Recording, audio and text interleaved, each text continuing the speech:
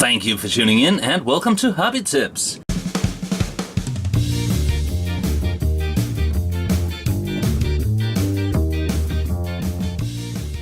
Today we're going to talk about thinning down those pesky thick paints to make them go through the airbrush. And there are many good videos on this on YouTube, so if you're totally new to airbrushing, I suggest that you surf around and try to watch as many videos as possible to get an informed idea of what you're playing with.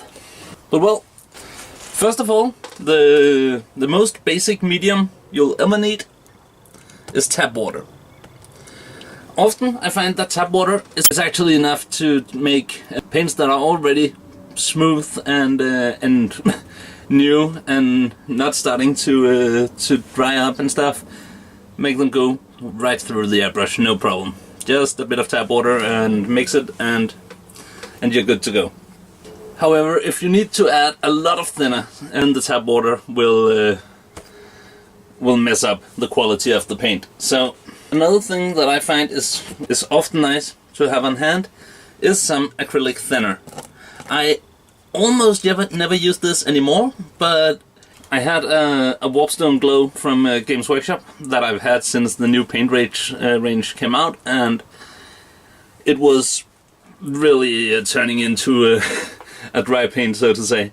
And enough acrylic thinner and an agitator ball into the can and shaking it well, and it actually became pretty much an airbrush paint.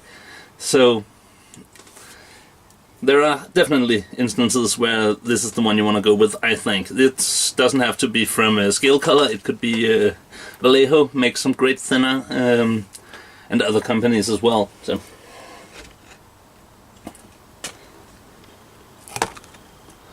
Flow Improver. I use Flow Improver a lot. Just a little drop here and there. Even in airbrush ready paints, I find myself liking just to break them up a little bit with Flow Improver. It just makes the paint go through nicer, pretty much. And while these are not as expensive as many other hobby things, they do cost a pretty penny.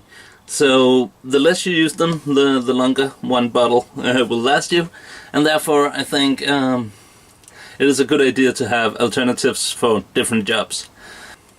For instance, I talked to a friend and he was like, well, he only used Flow Improver to make his non-airbrush paints go through the airbrush, not even water. And I think, I not only think that's a shame, but I don't think necessarily that you'll get the best result if the paint is just thinned down with Flow Improver, because Flow Improver improves the consistency, makes the paint, yeah, basically what the name says. It makes the paint flow better. But as a thinner aid, I think actually water is your friend there.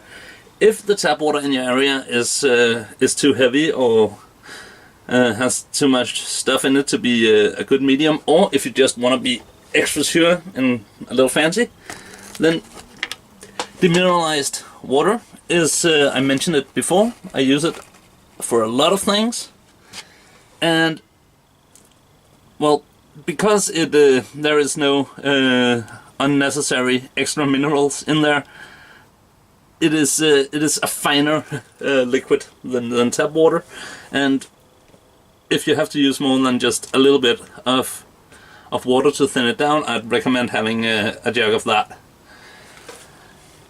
And finally, the big money saver, Glycerine. You can get these plant extracts thingy from a ton of different places. This one is made for cleaning up coffee and red wine stains, it says, but it is 100% glycerin extract.